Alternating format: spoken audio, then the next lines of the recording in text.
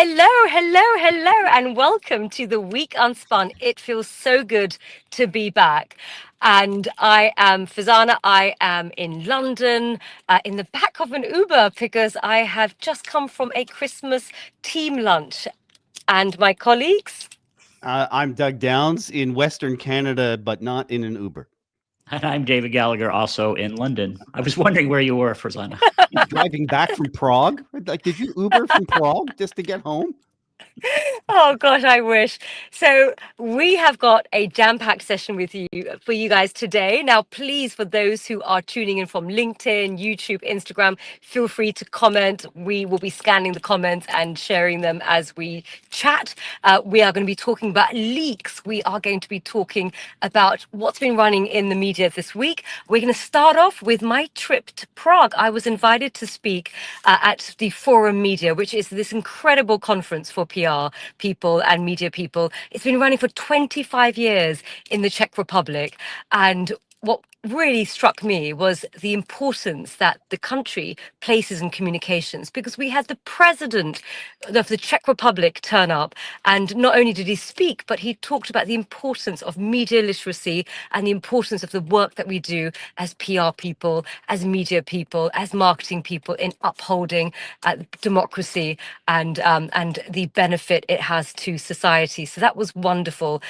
We had incredible speakers that came from all over the world, and I gave a talk, interestingly enough, on looking at the impact of AI on the PR industry. But instead of the doom and gloom that everyone has, I took people back a little bit back to the beginning of Edward Bernays. Often people say is our godfather of PR, of modern day PR.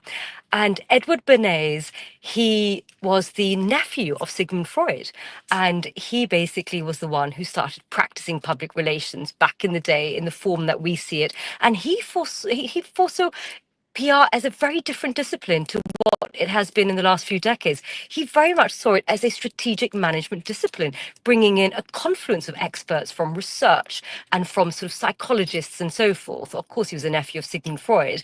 And perhaps if we've got some images that we can share from from Prague, which would be brilliant, as I tell you a little bit about the thoughts. And the thoughts were really that we ended up with a situation where we became Apparently reduced in 30 yeah. different sculptures, and it's quite beautiful. Wow. Farzan, I saw you post that on social media, that video. And it was one, you know how you're scrolling, and it was another Farzana piece. And I thought I was going to scroll past it, and I loved it. You can't scroll past a Farzana piece. No, and now she's out of the Uber. I don't know if your audio. Oh, there it is. Your audio is on. So what square were you in? Because that totally captured my imagination. So in Prague, I actually was in this beautiful bridge called the Charles Bridge, and it has 30 steps. And I'm so sorry, I was meant to be home 5 minutes ago, but it was absolutely beautiful. But the whole incredible talk was really about actually how AI isn't going to reduce us even further into just tactical, but actually elevate us into strategy, because it will do all of the sort of, the work of, the grind aspects of PR that will unleash our ability to focus on research and planning and strategy and measurement and evaluation. And that's what I wanted to ask you guys about. Do you think AI is going to be something that's going to bring us back to the original golden era of PR, or is it going to be the death of us? You broke up a little bit, but I think the question was on whether AI will take us back to the golden era of PR. I don't know if I agree with you that Bernays was the golden era of PR, but maybe that's a conversation for a different. Basil Clark, maybe Basil Clark would be in there as well. Yeah, I think there were some founding fathers, more fathers than mothers, unfortunately. But I guess what really struck me, and I will come back to your AI question, but you'd also commented that you thought PR should be a management discipline, and I was going to ask Doug what you think about that. I think that it should be, and it could be. I'm not sure that it's there yet. In fact, I'm pretty sure that it's not there yet, at least in most settings, most corporate settings. But Doug, what do you think? No, I completely agree. Farzana and I, with our podcast Stories and Strategies, we have multiple audiences, but when you create your personas, one of the personas that we've created is executives who hire and fire comms people, because they need to live and breathe this stuff. And as we move forward in this AI world, one aspect of AI is there's going to be a ton of content out there, and the battle is going to be for trust. And I know we sort of hear that as a buzz phrase, but trust is built over a repetitive time period, being consistent and showing your values, and that's leadership. Public relations done properly, not spin, not doctoring things. Public relations is built on foundations like trust. Absolutely. Executives need to live and breathe that. Yeah.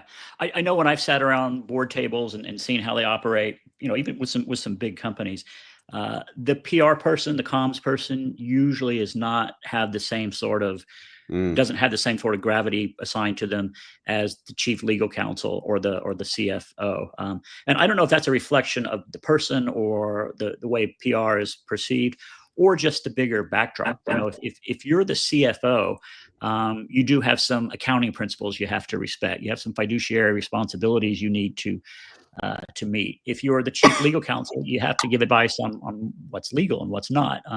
We don't really have those sort of mandated regulatory requirements in PR. And I think in some ways that keeps us relegated to a slightly lower level of influence in corporate strategy and corporate. Well, and that brings in the discussion of regulation and certification for our craft. But Farzana, you and I have talked about, I know you're more pro regulation than I am for public relations, because it infringes on, to me, it goes to that free speech argument that we could have forever and a day.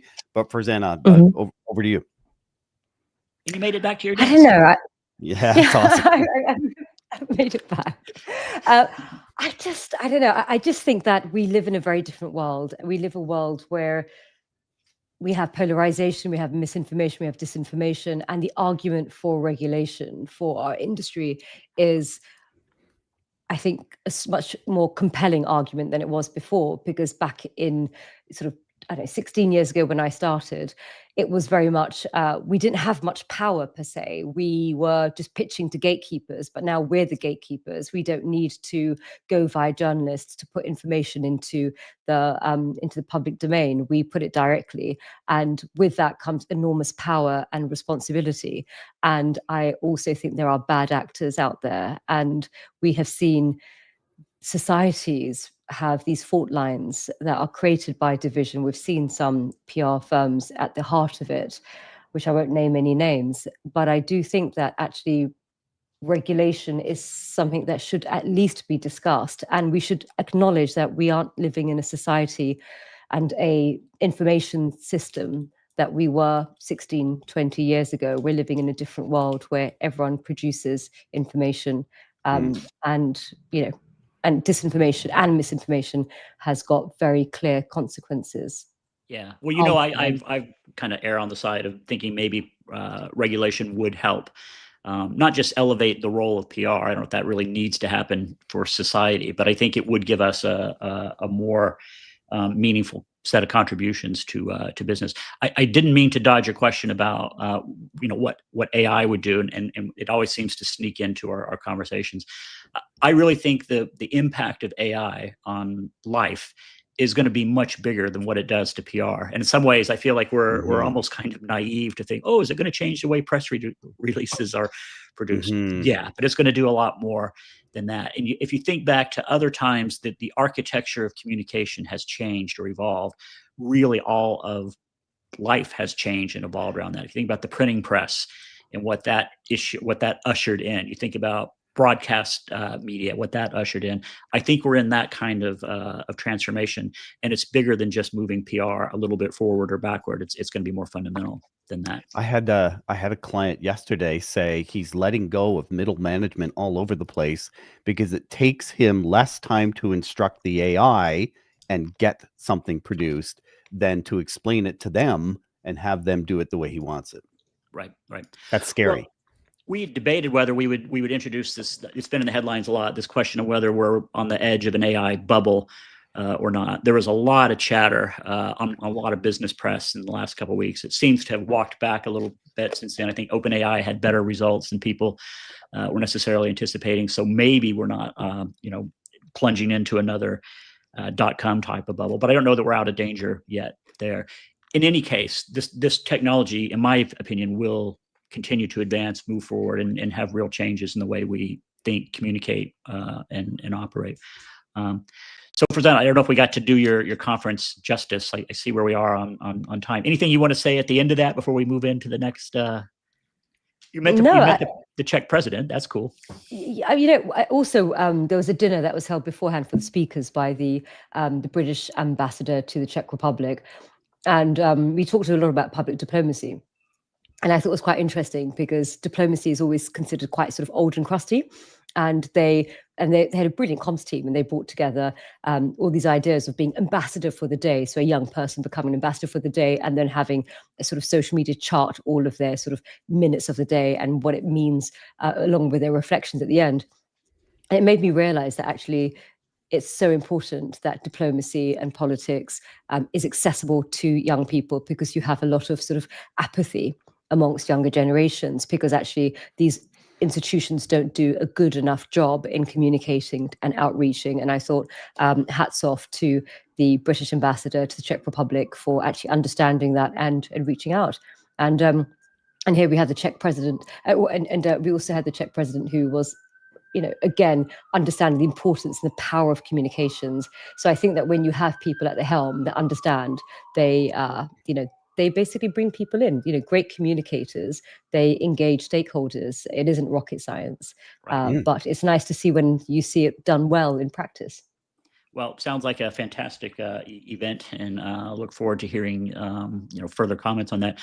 I wanted to talk a little bit about leaks. It just felt like everywhere I looked last week and the week before, the headlines were driven by somebody leaking something to somebody else about something important. And in fact, go back a week and a half ago, I think, just before we went on the air last week, Axios produced a 28-point peace plan.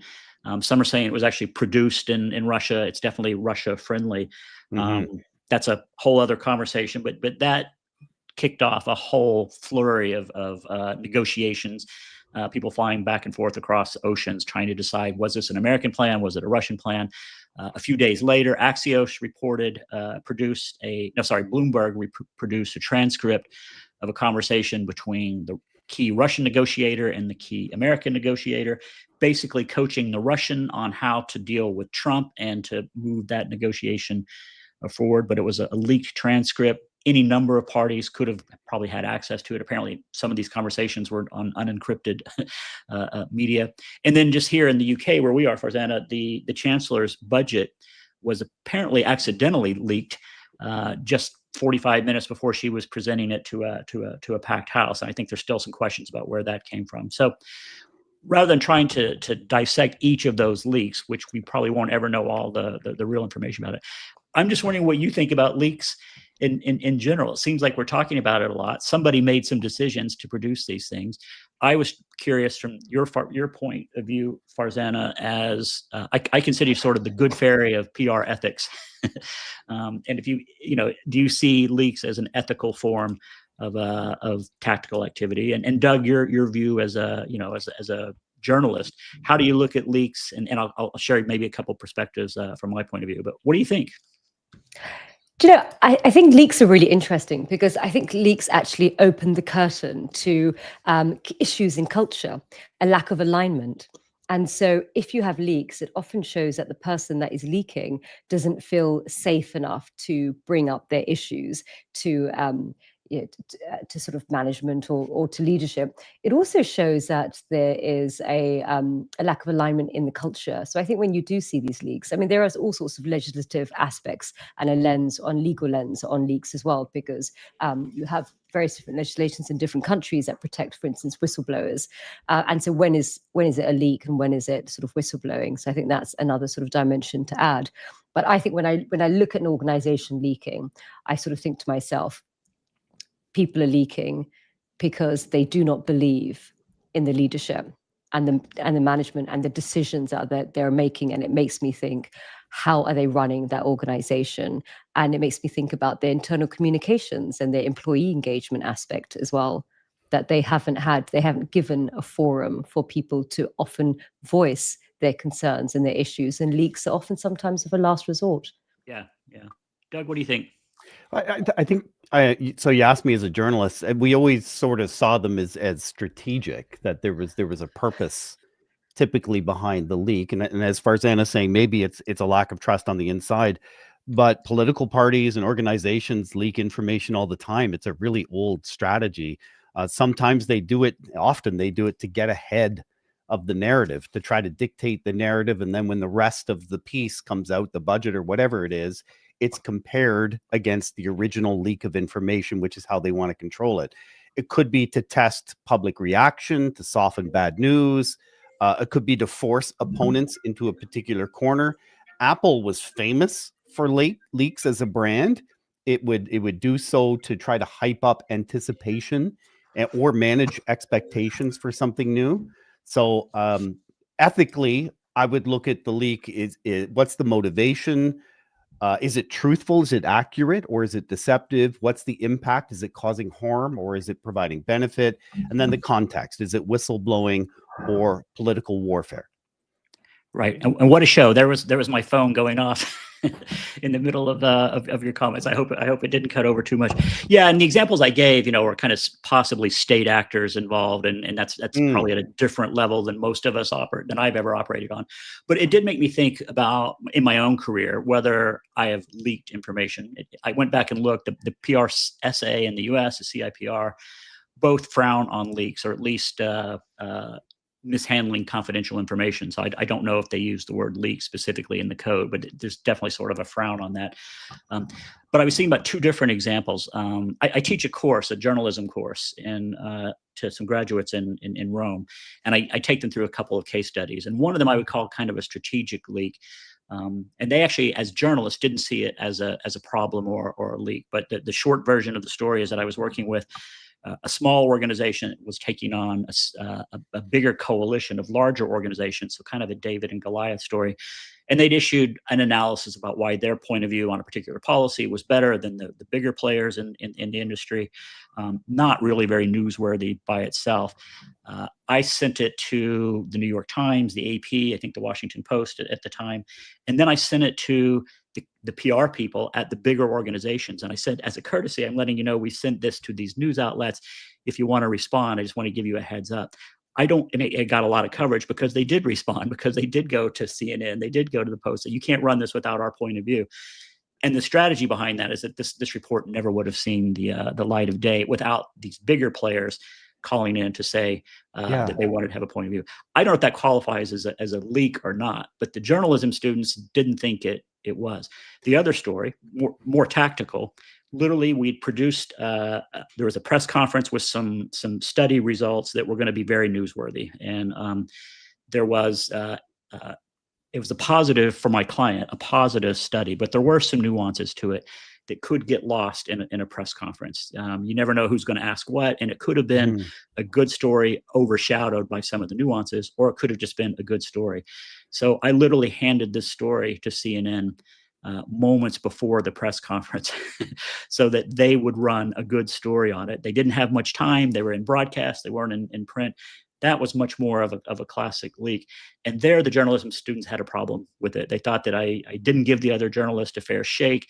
Maybe the story had been distorted. It almost definitely was as a result of that. And they saw that as possibly a thumbs down. So anyway. That's the other aspect, is if the leak is to media that is going to favor you. And let's face it, that exists a lot. You're right. Yeah. And that's where other media will come at you with teeth showing, because they smell a rat. Yeah. Well, I just find these stories really interesting. We always look for what's going on in the world, but also how does it reflect what's happening in some sort of PR decision-making space. And I think about this all the time.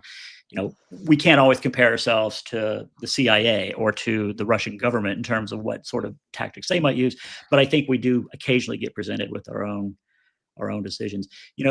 I'm going to move us just to something you and I exchanged quite a bit about this week, Doug. And it was this essay written by Derek Thompson on Substack. And I highly recommend him to follow. But it was called Television is Everything is Television, or Everything is Becoming Television. And his hypothesis, his premise was that every medium, every format, every media content is beginning to move and look a lot more like TV.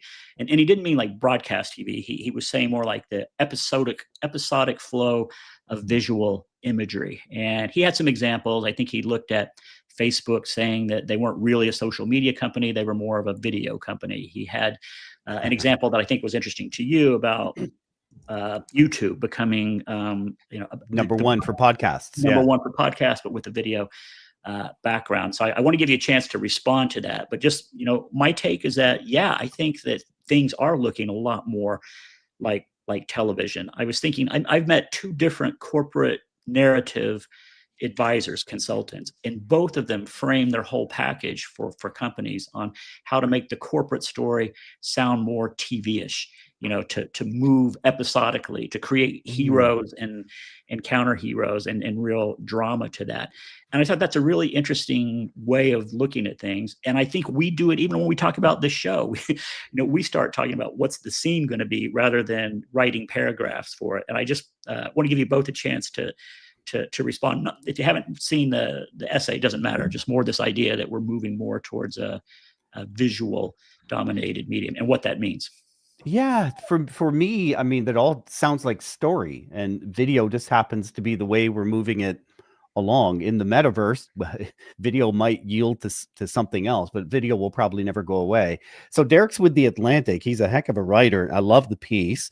I do want to clarify that one point. He says at one point in the article that YouTube is now number one by a mile. It's not even close as the most popular platform for podcasts. Not quite. There are recent studies that show YouTube is the most popular discovery channel for podcasts. Absolutely.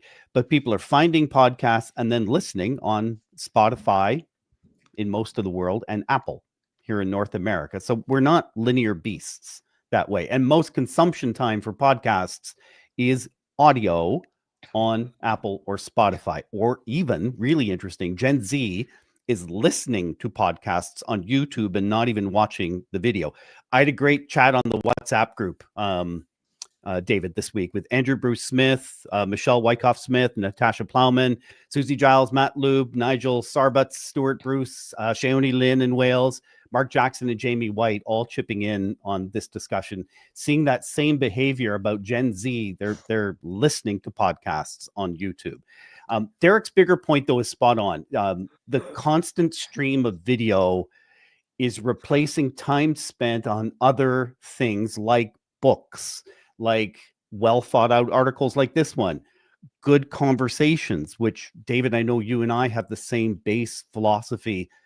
Good, longer conversations are going to make the world a better place. Now we're sitting and we're doom scrolling instead of having conversations. We're doing it at the dinner table. My wife and I will do it while we're watching our TV show together. And honestly, the week Unspun is our effort to push back and spark those longer conversations, but using video to make room for deeper thinking. Because if everything is turning into television, we might as well use the screen to pull people back into the room. Well, if I could say this in our favor, Yep. we it's the reason we do this live too, to make it conversational and not us just reading scripts in front of the camera. So it has its moments as we've seen today. But I think about this also from a corporate communications perspective. I think a lot of us still think in terms of a written document as being the basis for forming our thoughts, for organizing, bigger theses around them. And communicating. If you think about how we were all trained to write essays, or I trained as a journalist. I learned how to write in inverted pyramid form, but it was still all textual based. And I think there is a richness to writing and reading that organizes your thoughts differently. I don't know that visual video is better, but it is different. And I can already see my own thought processes moving towards a visual way of thinking and organizing my thoughts. And I just wonder if corporate communications is moving apace with that. Are reports enough? Are text based documents the way to really engage and communicate? Fascinating time.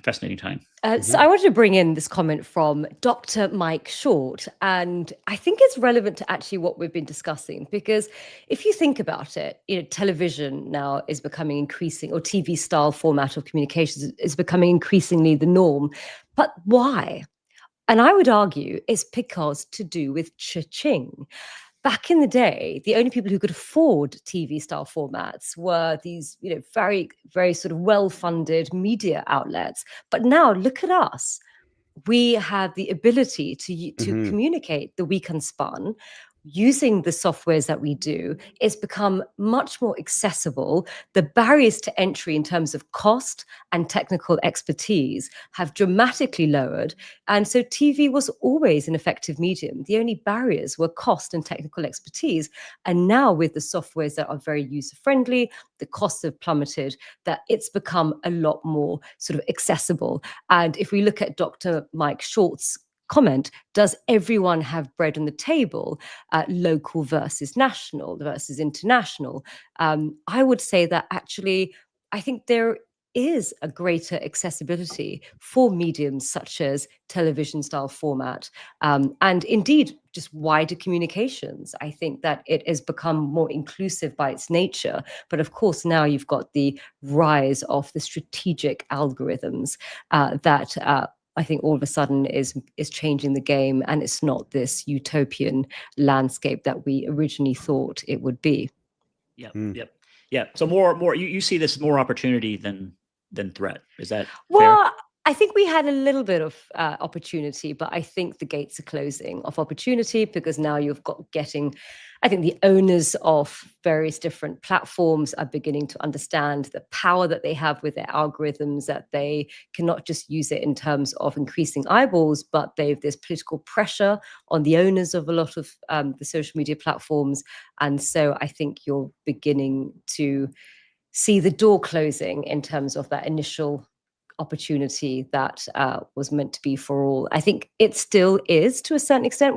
Everyone still with a smartphone has the ability to publish, but whether the algorithms will give you the same level playing field as a more favored user politically or geographically, obviously is up to the new kings and queens of those who own the algorithm.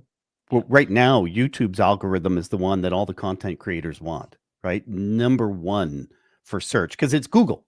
At the same time, also helps me come up in the searches in ChatGPT and Gemini. And then Spotify has jumped on this. We post this podcast visually on Spotify. Instead of the audio, we publish the visual version, let you in on the strategy, because the algorithm gives it an attention boost. It's more, the algorithm magically helps us. Well, we could go on with this all day, but we've reached the end of our allotted 30 minutes. Doug, you want to read us out? Awesome. Another good show. Farzana, I love the live feel of this, driving all the way back from Prague, joining us in the Uber on the way here. Just bravo for that. And I don't know how Curzon pays for that.